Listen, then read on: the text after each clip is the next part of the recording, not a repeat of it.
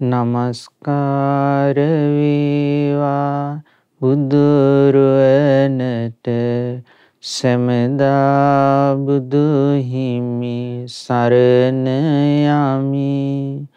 නමස්කාර වේවා ධම්රුවනට සැමදා සදහම් සරණ යමි. නමස්කාර වේවා සංඝරුවනට සැමදා මහා සංඝ සරණ යමි. නමස්කාර වේවා තුනුරුවනට සැමදා තිසරණ සරණ යමි. සාදු සාදු සාදු. අපගේ මාතෘ භූමියට භාග්‍යතුන් වහන්සේගේ අසිරිමත් සදහම් සංදේශය රැගෙන වැඩම කළ දීපප්‍රසාදක අනුබුදු මිහිඳු මහරහතන් වහන්සේට අපගේ නමස්කාරය වේවා. සාදු සාදු සාදු. මේ උතුම් ශ්‍රී සද්ධර්මය මේ යුගයේ අපට කියා දුන් ගුරු දේවෝත්තම කල්යාණ මිත්‍ර පරම පූජනීය පින්වත් ලොකු ස්වාමීන් වහන්සේට අපගේ නමස්කාරය වේවා. සාදු සාදු සාදු. ශ්‍රද්ධාවන්ත වාසනාවන්ත පින්වත්නි, අනුබුදු මිහිඳු මාහිමි කෘතගුණ පූජා ධර්ම දේශනා මාලාවේ අද සිද්ධ කරන ධර්ම දේශනාව සඳහා දායකත්වයේ දරන්නේ ඕස්ට්‍රේලියාවේ පදිංචි පින්වත් තිසත් සේහිරු ලිවේරා පුතුණුවන් විසින්. පින්වත්නි, අද ධර්ම දේශනාවේ අපි කතා කරන්න අදහස් කරන්නේ මිහිඳු මහරහතන් වහන්සේ ලංකාවට වැඩම කරලා සංඝමිත්තා තෙරණියත් සමගින් භික්ෂුණී සංඝයා බිහි කරලා හෙළදිව කාන්තාවන්ට මේ විමුක්ති මාර්ගය හෙළිපෙහෙළි කර දුන් ආකාරය ගැන තමයි අද අපි සාකච්ඡා කරන්න බලාපොරොත්තු වෙන්නේ. පින්වත්නි, මෙතනදී අපි මුලින්ම කාරණයක් තේරුම් ගන්න ඕනේ. ඒ තමයි බොහෝ ගිහි පැවිදි පිරිස් ලියන කියන අවස්ථාවන්හිදී වචන භාවිතයක් කරනවා. භික්ෂුණී ශාසනය, ඊළඟට භික්ෂු ශාසනය, ඊළඟට සංඝ ශාසනය. මෙන්න මේ වගේ ඒ ශාසන විවහාරය තුළ සඳහන් වෙන්නේ නැති වැරදි සහගත වචන භාවිතා කරනවා. ඇත්තටම භාග්‍යතුන් වහන්සේ භික්ෂු ශාසනයක් බිහි කළෙත් නැහැ, භික්ෂුණී ශාසනයක් බිහි කළෙත් නැහැ, සංඝ ශාසනයක් බිහි කළෙත් නැහැ. භාග්‍යවත් බුදුරජාණන් වහන්සේ පිහිටුවා වදාළේ ගෞතම බුද්ධ ශාසනය. බුද්ධ ශාසනයක් තමයි බුදුරජාණන් වහන්සේ නමක් පහළ වෙලා පිහිටවන්නේ. බුද්ධ ශාසනය කියලා කියන්නේ බුදුරජාණන් වහන්සේගේ අනුශාසනාවට. ඒකයි උතුම් රහතන් වහන්සේලා අරහත්ත්වයට පත් වුණාට පස්සේ කතම් බුද්දස්ස ශාසනං කියලා උදානයක් පහළ කළේ. බුද්ධ ශාසනය මම ඉෂ්ට කළා, භාග්‍යතුන් වහන්සේගේ අනුශාසනාව සිදු කළා, සීල සමාධි ප්‍රඥා පරිපූර්ණ වශයෙන් වඩලා අවසන් කළා කියලා රහතන් වහන්සේලා උදානයක් පහළ කරනවා. ඊළඟට බුදුරජාණන් වහන්සේ දේශනා කළා ඒතම් බුද්ධාන ශාසනං, මේක තමයි බුදුරජාණන් වහන්සේලාගේ අනුශාසනාව කියලා. සබ්බ පාපස්සා කරණං කුසලස්ස උපසම්පදා සචිත්ත පරියෝදපනං ඒතම් බුද්ධාන ශාසනං. එතකොට සියලු අකුසල් වලින් දුරු වීමත්, සියලු කුසල් දහම් දියුණු කිරීමත්, සිත දමනය කරලා සමත විදර්ශනා වශයෙන් දියුණු කිරීමත් කියන මෙන්න මේ කාරණා තමයි බුදුරජාණන් වහන්සේලාගේ අනුශාසනාව වෙන්නේ. ඊළඟට අපි රතන සූත්‍රයේ ගත්තොත් ගෝතම ශාසනම්හි, ගෞතම බුද්ධ ශාසනය පිහිටලා තමයි මේ ධර්මයේ දියුණු කරන්නේ කියලා සඳහන් වෙනවා. ඒ නිසා අපි මුලින්ම තේරුම් ගන්න ඕනේ බුද්ධ ශාසනයක් තමයි භාග්‍යවත් බුදුරජාණන් වහන්සේ නමක් පහළ වෙලා පිහිටවන්නේ දෙව් මිනිසුන් කෙරෙහි පතල මහා කරුණාවෙන්. ඒ බුද්ධ ශාසනය තුළ ගිහි ශ්‍රාවකයන් සහ පැවිදි ශ්‍රාවකයන් කියලා ප්‍රධාන වශයෙන් කොටස් දෙකක් ඒ භාග්‍යතුන් වහන්සේගේ ශ්‍රාවකත්වයට පත් වෙනවා. ඒ පැවිදි ශ්‍රාවකයන් අතර භික්ඛු සංඝ, භික්ෂු සංඝයා, භික්ඛුනී සංඝ, භික්ෂුනී සංඝයා කියන ඒ දෙපිරිස වැඩ ඉන්නවා. එතකොට භික්ෂු පිරිස ඉන්නවා, භික්ෂුණීන් පිරිස ඉන්නවා. එතකොට බුදුරජාණන් වහන්සේ මහා ප්‍රජාපති ගෝතමිය මුල් කරගෙන පිහිටුවා වදාළේ භික්ෂුණී සංඝයා. එතකොට මිහිඳු මහරහතන් වහන්සේ තමන්ගේ ගිහි කාලේ නැගණිය වුණ සංඝමිත්තා රහත් මෙහෙණින් වහන්සේ සහාය කරගෙන ලංකාවෙත් බිහි කොට වදාළේ භික්ෂුණී සංඝයා. එහෙම නැතුව භික්ෂුණී ශාසනයක් නෙවෙයි. ඒ නිසා අපි ශාසනික විවහාරය මනාකොට හඳුනාගෙන නිවැරදිව භාවිතා කරන්න ඕනේ. ඉතින් අද අපි කතා කරන්නේ මිහිඳු මහරහතන් වහන්සේ ලංකාදීපයට වැඩම කරලා ඒ භික්ෂුණී සංඝයා බිහි කරලා අපේ සිංහල කාන්තා පරපුරට මේ විමුක්තිය උදා කර දෙන්න කැපවුණ ආකාරය. අර ශාසනය කියන වචනේ අපි තවදුරටත් තේරුම් ගත්තොත් ඒ බුද්ධ ශාසනය තුල සඳහන් වෙනවා පරියාප්ති ශාසනය, ප්‍රතිපත්ති ශාසනය, ප්‍රතිවේද ශාසනය කියලා තුනක්. පරියාප්ති ශාසනය කියලා කියන්නේ භාග්‍යතුන් වහන්සේ වදාළ ධර්ම විනයට, නවාංග ශාස්ත්‍රීය ශාසනයට. ඒ භාග්‍යතුන් වහන්සේ වදාළ ධර්ම විනයට අනුව පිළිවෙත් පිරීමට, සීල සමාධි ප්‍රඥා වැඩිවීමට කියන නමක් තමයි ප්‍රතිපත්ති ශාසනය කියලා කියන්නේ. ඒ සීල සමාධි ප්‍රඥා දියුණු කරලා ආර්ය අෂ්ටාංගික මාර්ගයේ වඩලා මාර්ගඵල නිවන් අවබෝධ කිරීමට තමයි ප්‍රතිවේද ශාසනය කියලා කියන්නේ. ඒත් බුද්ධ ශාසනය තුළ ඒ පරියාප්ති ශාසනය, ප්‍රතිපත්ති ශාසනය, ප්‍රතිවේද ශාසනය කියන ඒ ශාසන තුන ඇතුළත් වෙනවා. ඉතින් මිහිඳු මහරහතන් වහන්සේ වැඩම කරලා අපගේ ලංකා ධර්ණිතලයට ওই ත්‍රිවිධ ශාසනයම අපේ මේ මාතෘ භූමිය තුළ ස්ථාපිත කළා. තමන්ගේ ගිහි කාලේ නැගණිය වුණ සංඝමිත්තා රහත් තෙරණිය ප්‍රමුඛ අරහත් භික්ෂුණීන් වහන්සේලා 11 නමක් වැඩම කරවලා භික්ෂුණී සංඝයාව බිහි කරන්න කටයුතු කළා. අපි දන්නවා පින්වත්නි, මිහිඳු මහරහතන් වහන්සේ කියලා කියන්නේ දඹදිව රජ කරපු ප්‍රතාපවත් අධිරාජ්‍යයෙක් වුණ ධර්මාශෝක රජතුමාගේ පුත්‍ර රත්නය මිහිඳු කුමාරයා. ඒ වගේම සංඝමිත්තා කුමාරිය කියලා කියන්නේ ධර්මාශෝක රජතුමාගේම දියණිය, මිහිඳු කුමාරයාගේ සහෝදරිය. ඉතින් ධර්මාශෝක රජතුමා බුද්ධ ශාසනය කෙරෙහි පහන් සිතින් මොග්ගලී පුත්තිස්ස මහරහතන් වහන්සේගේ කල්යාණ මිත්‍ර ඇසුර ලැබමින් බුදුරජාණන් වහන්සේ වදාළ ධර්මස්කන්ධ 84000ට උපහාර පිණිස දඹදිව පුරාවට විහෙර විහාර 84000ක් ඉදි කළා. එකම පුන් පොහෝ දිනයක ඒ විහෙර විහාර 84000 ගෞතම බුද්ධ ශාසනයට පූජා කරන පින්කම් මාලාව පැවැත්තුවා. ඒ වෙලාවේ වැඩ හිටපු රහතන් වහන්සේලා රජතුමාගේ පුණ්‍ය ඵලය, මහත් ඵල, මහානිසංස කරන්නට ඒ විහෙර විහාර 84000ම එකවර රජතුමාට පෙනෙන ආකාරයෙන් අරහත් 이르දියෙන් ලෝක විවරණ පූජා කියලා ඒ සියලුම විහෙර විහාර රජතුමාට පෙනෙන්න සැලැස්සුවා.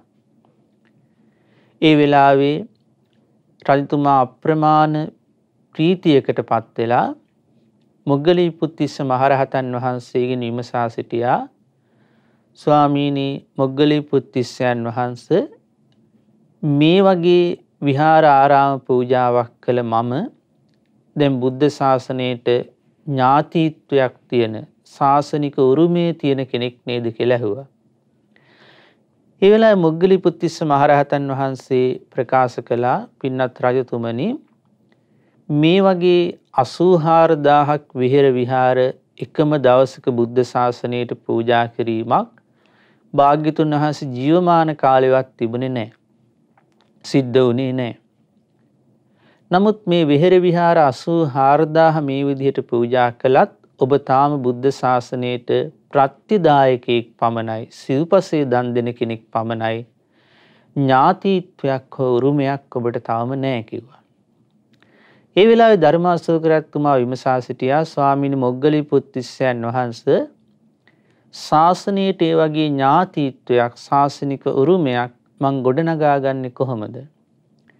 අන්න ඒ වෙලාවේ මොග්ගලීපුත්තිස්ස මහරහතන් වහන්සේ ප්‍රකාශ කළා පින්වත් රජතුමනි යම් කිසි අම්මා කෙනෙක් තාත්තා කෙනෙක් තමන්ගේ ලේන් උපන් දරුවෙක් බුද්ධ ශාසනයේ උතුම් පැවිදි බවට පත් කළොත් තමන්ගේ දරුවෙක් බුද්ධ ශාසනයට පූජා කළොත් අන්නේ අම්මා තාත්තා තමයි බුද්ධ ශාසනයේ ඥාතිත්වයක් හිමි කරගන්නේ ශාසනික උරුමය ලැබෙන්නේ ඒ විදිහටයි කියලා ප්‍රකාශ කළා. ඒ වෙලාවේ පින්නන්ති ධර්මාශෝක රජතුමා තමන්ගේ ළඟින් හිටපු අනාගත අධිරාජ්‍ය හිමි මිහිඳු කුමාරයා දෙසත් ඒ වගේම සංඝමිත්තා තෙරණිය සංඝමිත්තා කුමාරිය දෙසත් බලලා විමසුවා දරුවනි බුද්ධ ශාසනයේ ඥාතිත්වයේ ලබන්න ශාසනික උරුමය ලබන්න මම බොහෝම කැමතියි ඔබලත් කැමතිද පැවිදි වෙන්න කියලා ඇහුවා. මිහිඳු කුමාරයා ඒ තමන්ගේ බාප්පා වුණ එහෙම නැත්නම් ධර්මාශෝක රජතුමාගේ සහෝදරයා වුණ තිස්ස කියන යුවරජතුමා පැවිදි වුණ දවසේ ඉඳලම පැවිදි වෙන බලාපොරොත්තුවෙන් කැමැත්තෙන් හිටියේ. ඒ වගේම සංඝමිත්තා කුමාරිය තමන්ගේ ස්වාමියා වුණ අග්‍රිබ්‍රහ්ම බ්‍රාහ්මණයා පැවිදි වුණ දවසේ ඉඳලා පැවිදි වෙන බලාපොරොත්තුවෙන් කැමැත්තෙන් හිටියේ. ඒ නිසා දෙන්නම කිව්වා පිය රජතුමනි අපි බොහෝම කැමතියි බුද්ධ ශාසනය පැවිදි වෙලා ශාසනික පිළිවෙත් පුරන්න කියලා. ඉතින් ඒ වෙනකොට මිහිඳු කුමාරයාට අවුරුදු 20යි සංඝමිත්තා කුමාරයාට අවුරුදු 18යි.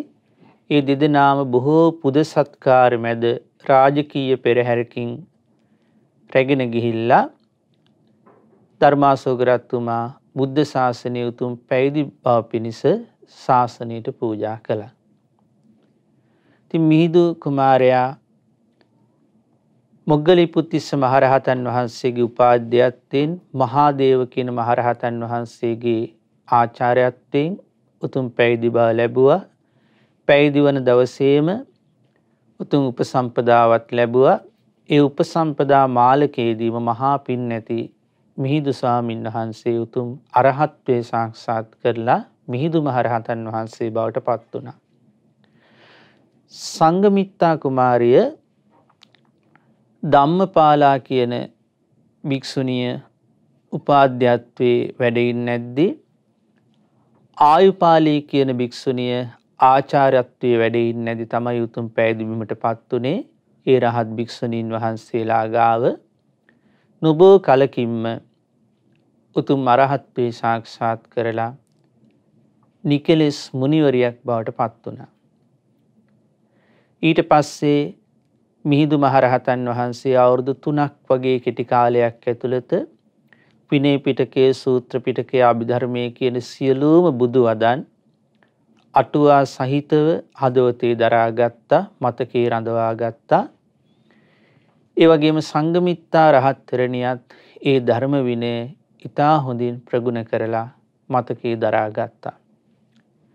ඉතින් මිහිඳු මහරහතන් වහන්සේ ඒ සම්බුද්ධ සංදේශය රැගෙන ලංකාවට වැඩම කළාට පස්සේ දේවානම්පිය්ස රජතුමාගේ ඒ රජමාලිගාවේ හිටපු රාජකීය කාන්තාවන්ට අන්තපුර ස්ත්‍රීන්ට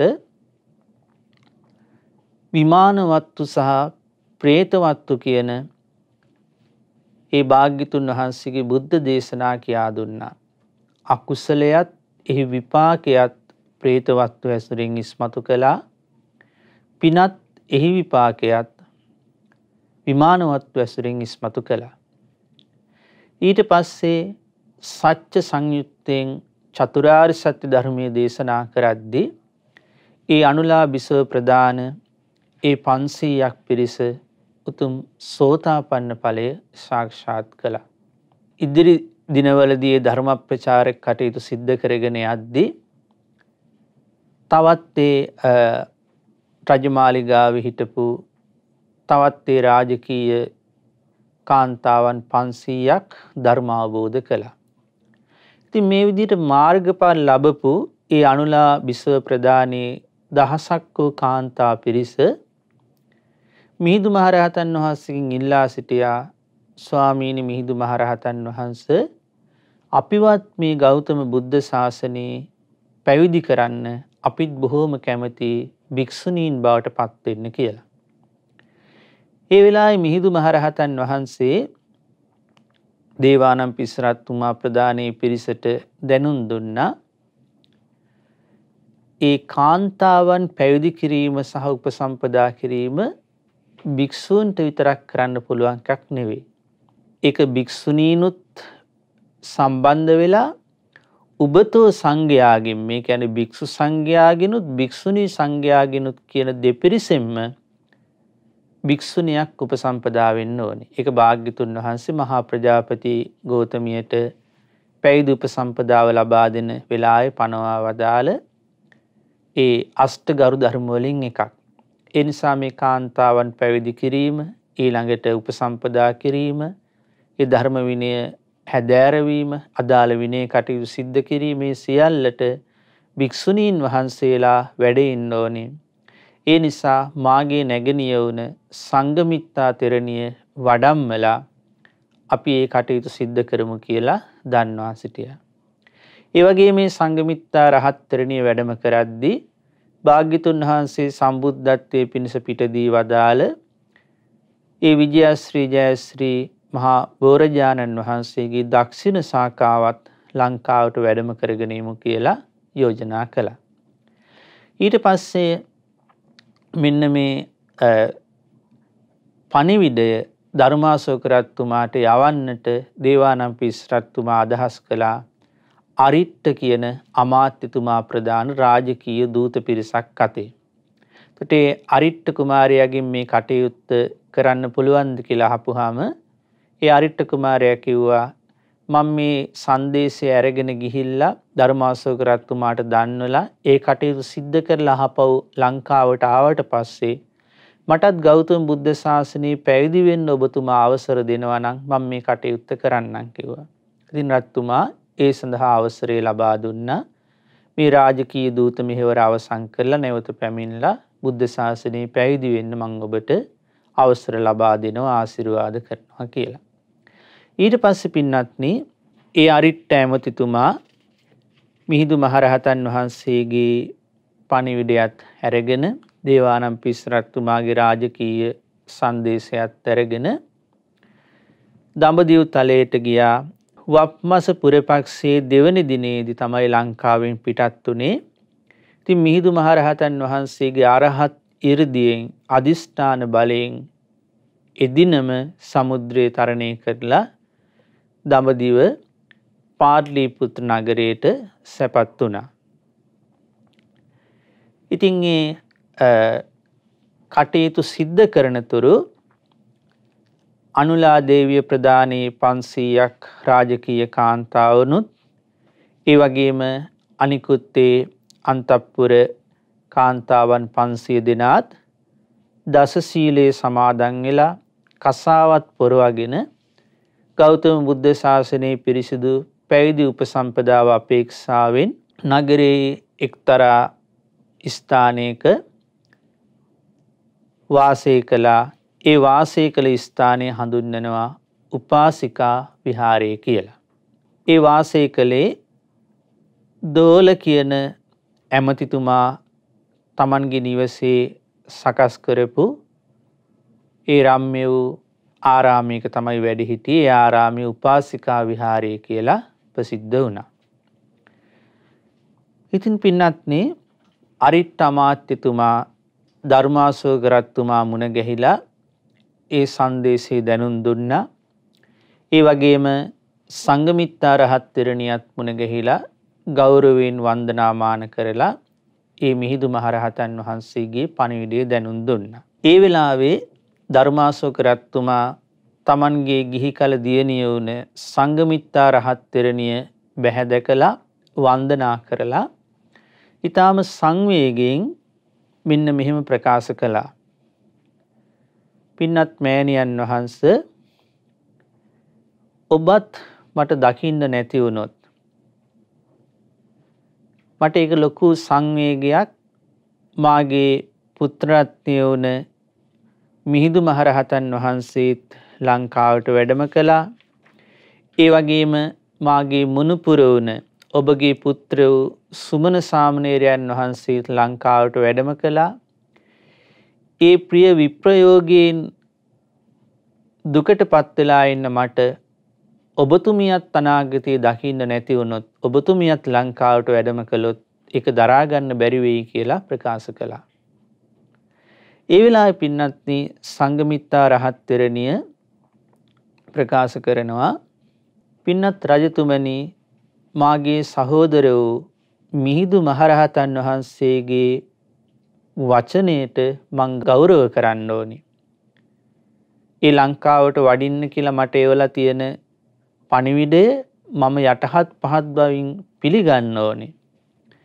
ඒ වගේම අනුලා බිසව ප්‍රදාන ඒ 1000ක් කුලකාන්තාවන් උතුම් පැවිදි බව අපේක්ෂාවෙන් අපි වැඩම කරන තුරු බලා ඉන්නවා. ඒ නිසා ඒ භික්ෂුණී සංඝයා බිහි කරන්නට අපි ලංකාවට වැඩම කරන්න ඕනේ කියලා රජතුමාට කරුණ පහදා දුන්නා. ඊට පස්සේ ධර්මාශෝක රජතුමා හිත හදාගෙන ඊළඟට ජයශ්‍රී මහා බෝධි මූලයට රාජකීය සේනාව සහ රහතන් වහන්සේලා, රහත් මෙහෙණින් වහන්සේලා එක්ක ඒ බුද්ධ ගයාවට ගිහිල්ලා භාග්‍යතුන් වහන්සේගේ බුද්ධ අධිෂ්ඨානයේ පරිදි දකුණු බෝ ශාඛාව, දක්ෂිණ ශාඛාව බෝධීන් වහන්සේගෙන් 이르දියෙන් වෙන් කරගෙන රන් කටාරමක පිහිටවලා ඒ බෝධීන් වහන්සේ සමගින් ඒ රහත් භික්ෂුණීන් වහන්සේලා ලංකාවට වැඩම කරන්නට සියලු කටයුතු රාජ්‍ය අනුග්‍රහයෙන් සූදානම් කරලා දුන්නා. ඉතින් පින්වත්නි, ඒ සංඝමිත්තා මෙහෙණින් වහන්සේ සමගින් ලංකාවට වැඩම කළ රහත් තෙරණින් වහන්සේලා කවුද කියලා අපේ ඉතිහාස ග්‍රන්ථයක් වුණ දීපවංශයේ මේ විදිහට සඳහන් වෙනවා. සංඝමිත්තා රහත් තෙරණියත් සමගින් උත්තරා තෙරණිය, හේමා තෙරණිය, මසාර ගල්ලා තෙරණිය, අග්ගිමිත්තා තෙරණිය, දාසිකා තෙරණිය, පෙග්ගු තෙරණිය, පබ්බතා තෙරණිය, මත්තා තෙරණිය, මල්ලා තෙරණිය, ධම්මදාසී තෙරණිය කියන ඒ අරහත් තෙරණිවරු 19ත් ලංකාවට වැඩම කළා. එතකොට සංඝමිත්තා රහත් තෙරණියත් එක්ක රහත් මෙහෙණින් වහන්සේලා, රහත් භික්ෂුණීන් වහන්සේලා 11 නමයි. ජයශ්‍රී මා බෝධියේ දක්ෂිණ ශාඛාවත් සමගින් මෙරටට වැඩම කළා. ඒ ජයශ්‍රී මා බෝධීන් වහන්සේ බොහොම ගෞරවයෙන් පුද සත්කාර මැද වඩමවාගෙන ආවා. ඊට පස්සේ පින්වත්නි, ඒ සංඝමිත්තා රහත් තෙරණියගේ මඟ පෙන්වීමෙන් අර අනුලා බිසව ප්‍රදාන දහසක් කුලකාන්තාවන්, රාජකීය පිරිස ගෞතම බුද්ධ ශාසනයේ උතුම් පැවිදි උපසම්පදාව ලබා ගත්තා. අර අපි කලින් තේරුම් ගත්තා වගේ භික්ෂුණියකට උපසම්පදා වෙද්දී භික්ෂූන්ගෙන් සහ භික්ෂුණීන් කියන දෙපිරිසෙන්ම උබතෝ සංඝයාගෙන්ම උපසම්පදාව ලබා ගත යුතුයි. ඉතින් මිහිඳු මහරහතන් වහන්සේ ප්‍රදානී භික්ෂු සංඝයාත් ඒ වගේම සංඝමිත්තා රහත් තෙරණිය ප්‍රදානී භික්ෂුණී සංඝයාත් මැදිහත් වෙලා මූලික වෙලා අන්ලා බිසව ප්‍රදානී දහසක් කුලකාන්තාවන් ගෞතම බුද්ධ ශාසනය තුළ උතුම් පැවිදි උපසම්පදාවට පත් කළා. ඒ තමයි මේ ලංකා ධරණිතලයේ මුලින්ම බිහි වුණ භික්ෂුණී පිරිස. ඒකට දහසක් භික්ෂුණීන් එකවර ගෞතම බුද්ධ ශාසනය තුළ උතුම් පැවිදි උපසම්පදාව මේ ලක්දිරණදී ලබා ගත්තා. ඊට පස්සේ සුළු කාලයක් ඇතුළත ඒ භික්ෂුණීන් වහන්සේලා සීල සමාධි ප්‍රඥා පරිපූර්ණ කරගෙන උතුම් මුනිවරියන් බවට රහත් භික්ෂුණීන් බවට නිකලෙස් උත්තමාවියන් බවට පත් වුණා. ඒ තමයි අපේ ලංකා ධරණිතලයේ මුල්ම වතාවට ඒ භික්ෂුණීන් බිහි වෙලා අරහත් තෙරණිවරුන් බවට පත් වුණ අවස්ථාව. ඉතින් පින්වත්නි ඒ විදිහට ඒ ලංකාවේ භික්ෂුණී සංඝයා බිහි වුණාට පස්සේ ඒ භික්ෂුණී සංඝයාට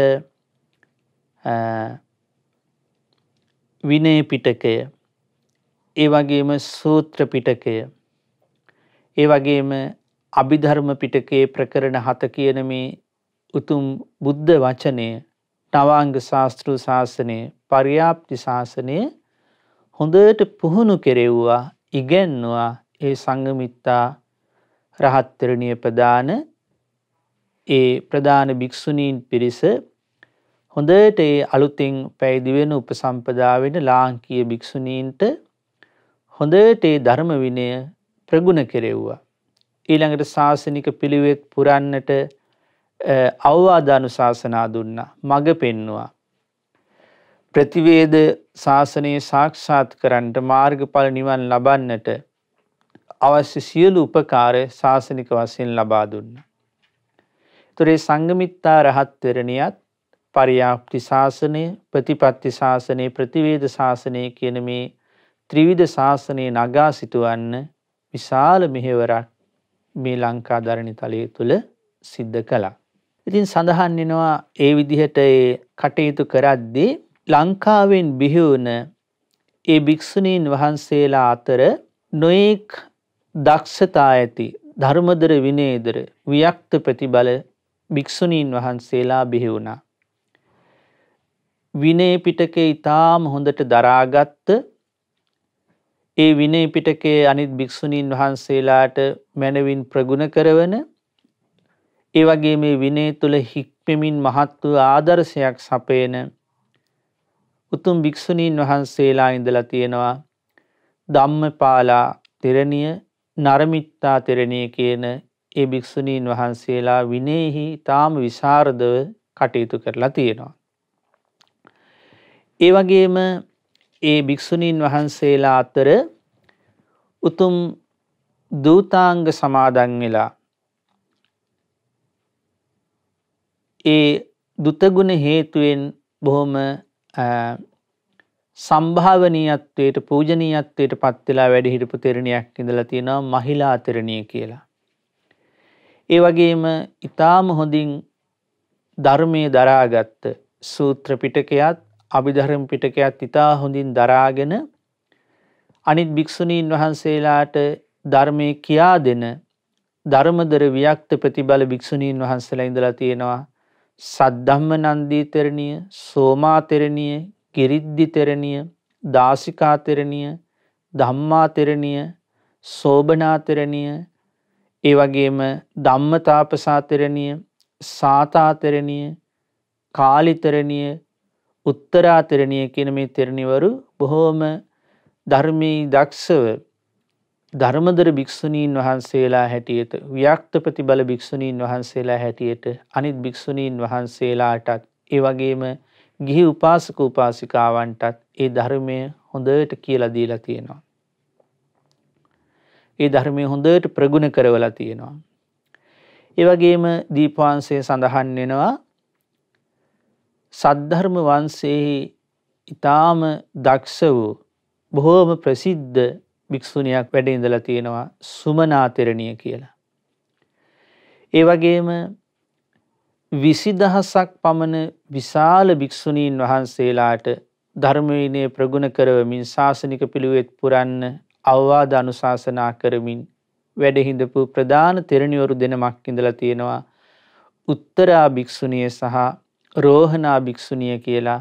ඒ නායකත්වයේ භික්ෂුණීන් වහන්සේලාට නායකත්වයේ සපයමින් ශාසනය පිළිවෙත් පුරන්නට උපකාර කරපු තෙරණිවරු දෙනමක් ඉඳලා තියෙනවා.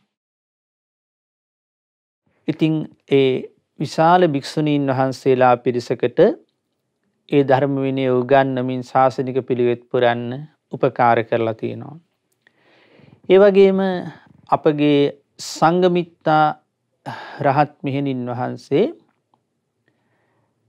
මේ විදිහට භික්ෂුණී සංඝයා බිහි කරලා ධර්ම විනය හදාරවලා ඒ වගේම දේවානම්පියතිස්ස රජතුමා ඇතුළු ඒ සදහැවත් උපාසකයින්ට ඒ වගේම තෙරුවන් සරණ ගිය සදහැවත් උපාසිකාවන්ට ධර්ම විනය කියා දීලා ඒ වගේම ශාසනය තුල පින් රැස් කරගන්න විදිය ගුණධර්ම දියුණු කරන විදිය කියා දීලා විශාල ශාසනික සේවාවන් කරන අතරේ එතුමිය නිරන්තරයෙන්ම කැමැත්තෙන් හිටියා ඒ පිරිසෙන් වෙන් වෙලා ධ්‍යාන සමාපatti සුව විඳිමින් නිරාමිස සුවයක් විඳින්න බුද්ධ ශාසනය තුල එතුමිය කැමැත්තෙන් හිටියා. ඒ නිසා සදහම් ප්‍රචාරක කටයුතු කරන අතරතුරම ඒ ධර්මයේ විනයෙන් අනුග්‍රහ කරන අතරතුරම නිතර විවේකීව වැඩ ඉන්නත් උත්සාහ ගත්තා. ඉතින් මේ බව තේරුම් ගත්ත අපගේ දේවානම්පියතිස්ස රජතුමා සංඝමිත්තා තෙරණියට විවේක පහසුව ඇති ඒ බණ භාවනාවට යෝග්‍ය වූ නිස්කලංක පරිසරයක හත්තාල්ලක විහාරයේ නමින් මෙහෙණවරක් කරවලා පූජා කළා.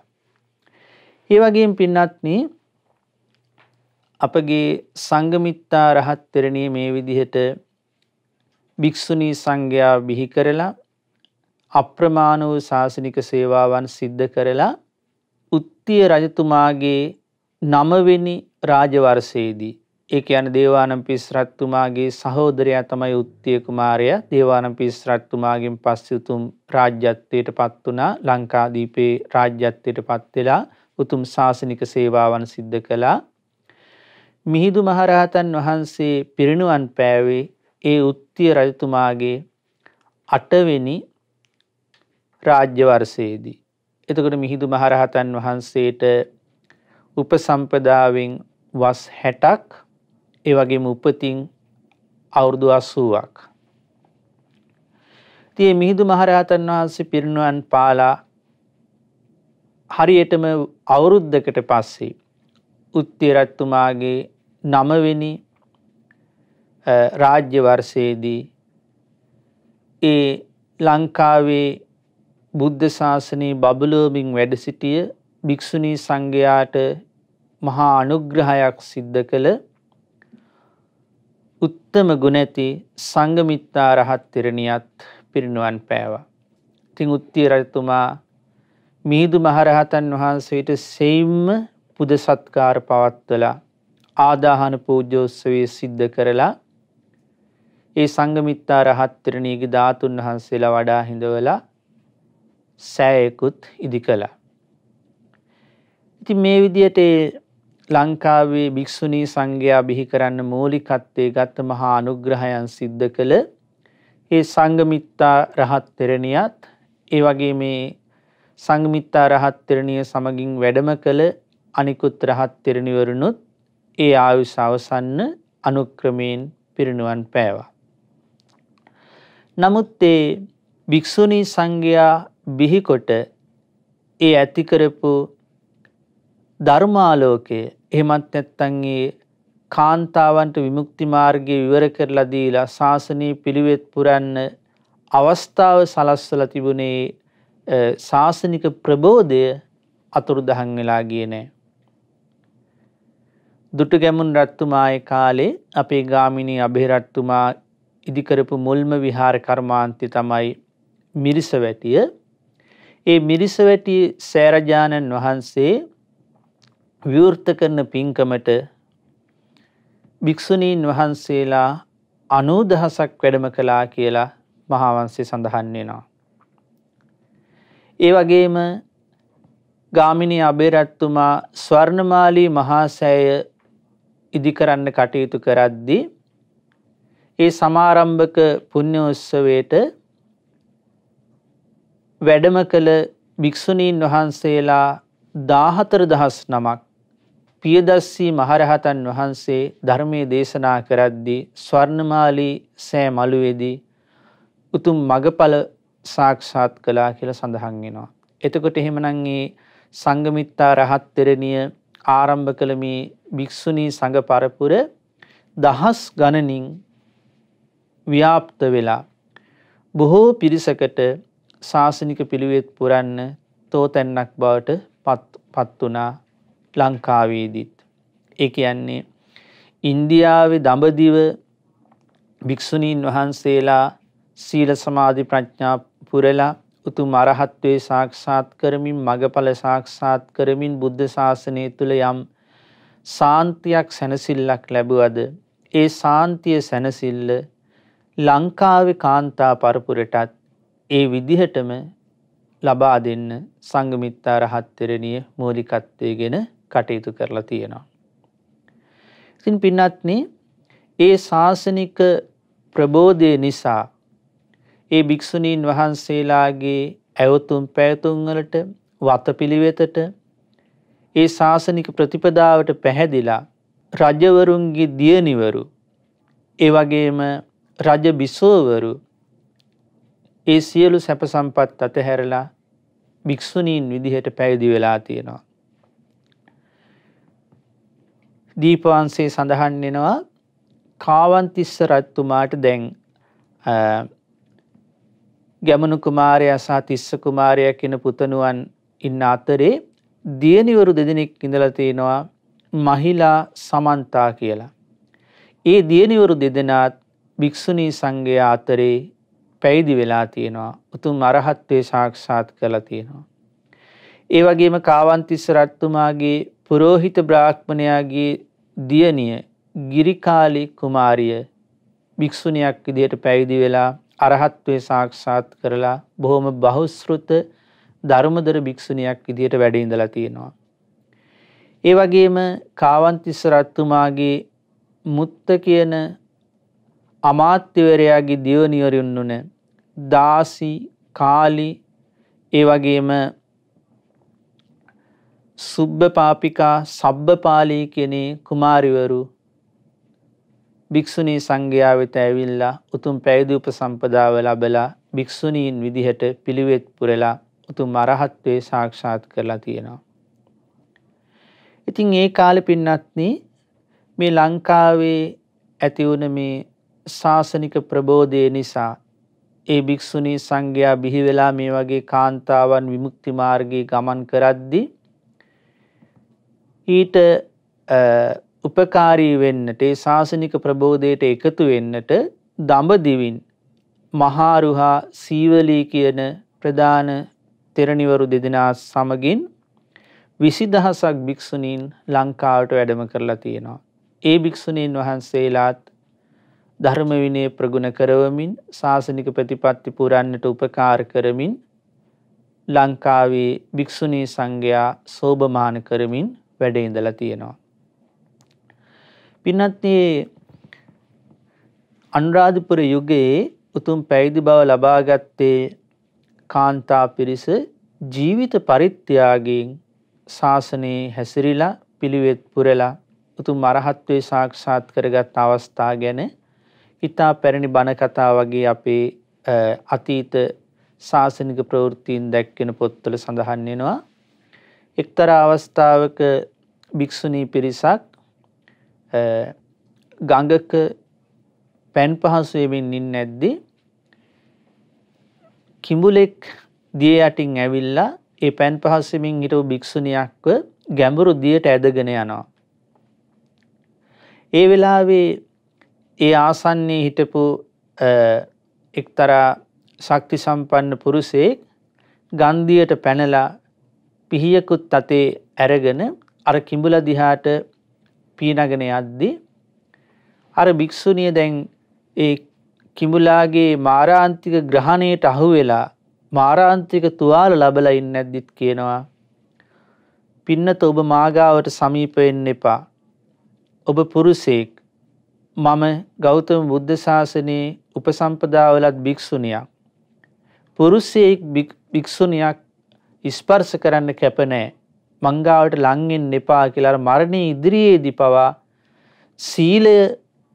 සීලයට දිවි දීලා ජීවිතේ දෙවෙනි කරලා ප්‍රකාශ කළා. ඒ වෙලාවේ පින්නත් හරි පුදුමයි ඒ භික්ෂුණියගේ තිබුණේ සීල ගෞරවයට ශාස්ත්‍රීය ගෞරවයට ඒ සීල තේජසට කිඹුලයි භික්ෂුණිය අතහැරියා.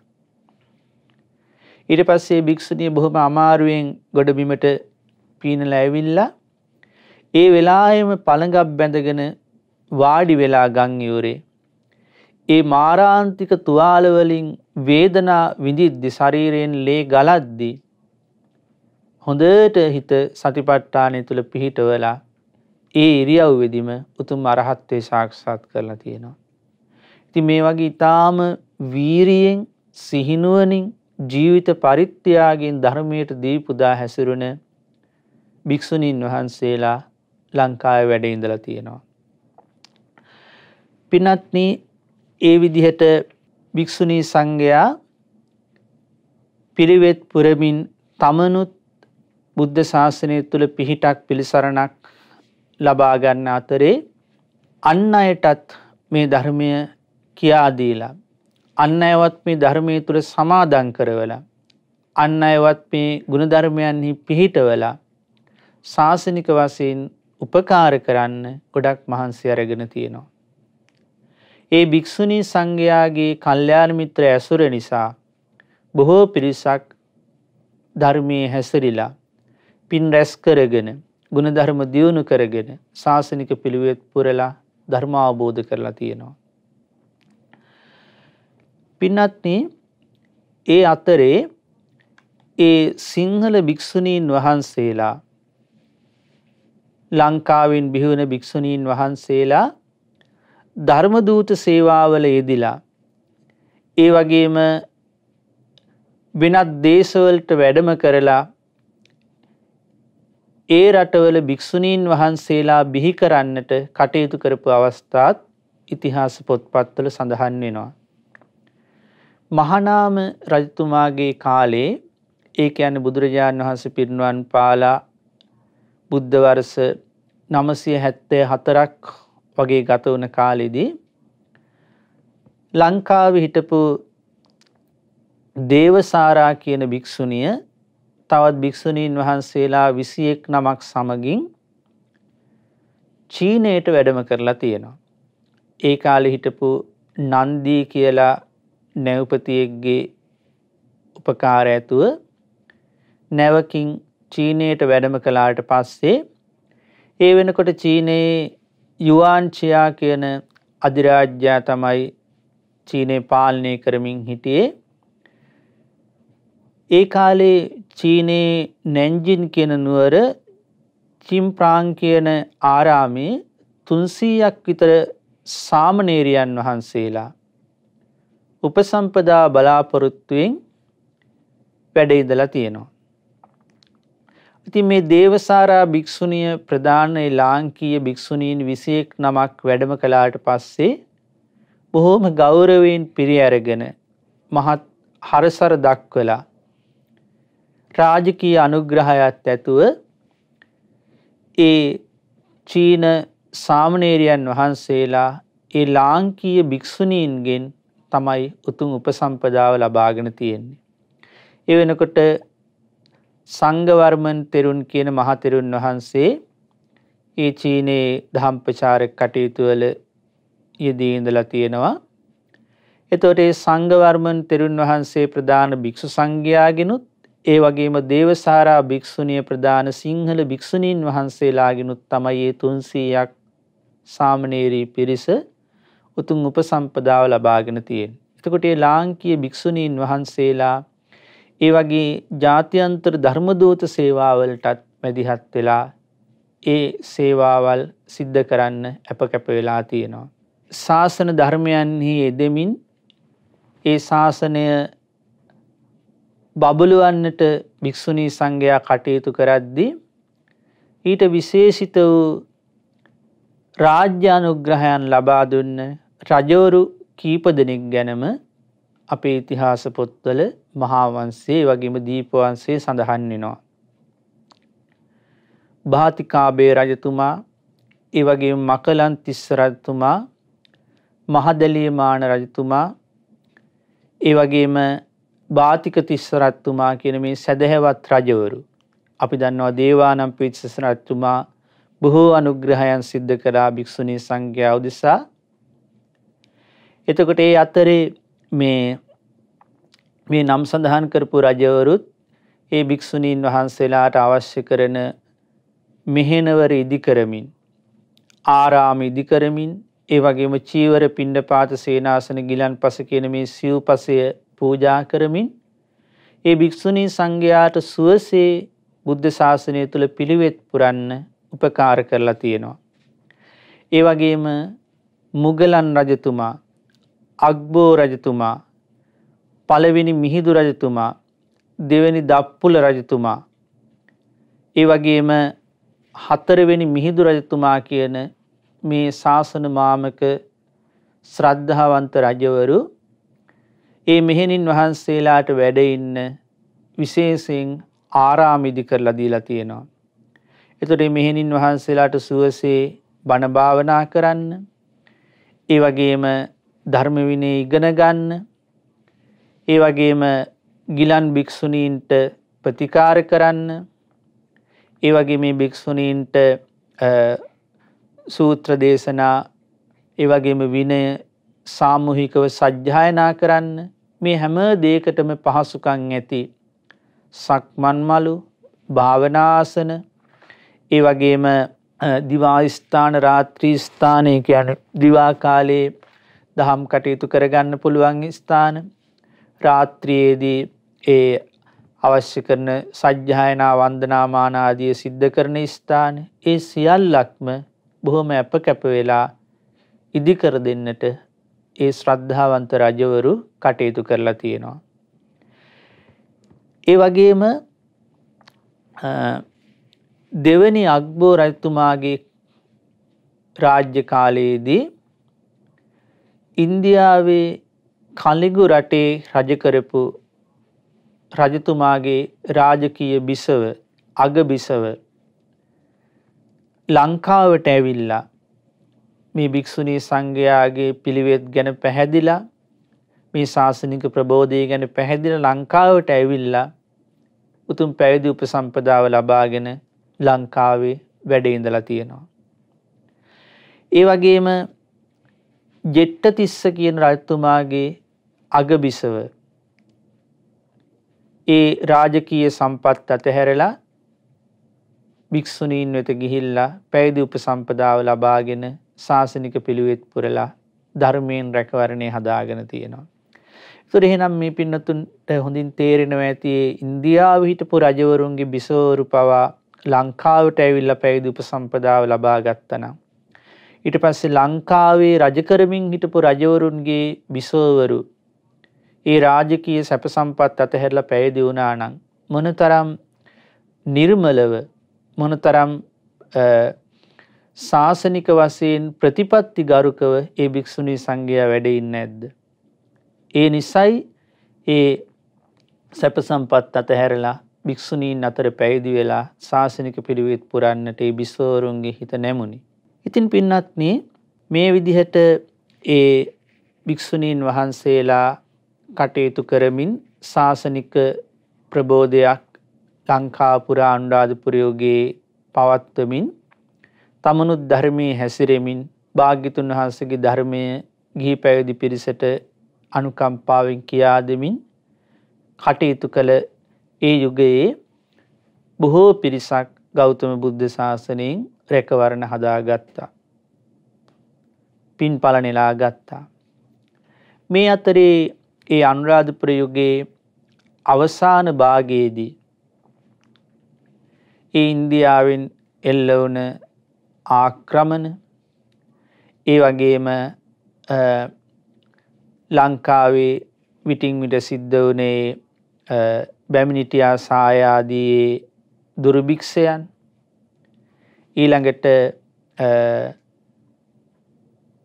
ඉන්දියාවෙන් මහායානින් බලපෑම ඇති වෙලා නිර්මල බුදුදහමට ලංකාවේ සිද්ධ වෙච්ච හානිදායක තත්වයන් ආදී එක්ක ක්‍රමක්‍රමයෙන් අනුරාධපුර යුගයේ අවසාන භාගය වෙනකොට ලංකාවේ භික්ෂු සංඝයාත් පිරිහීමටපත් වුණා.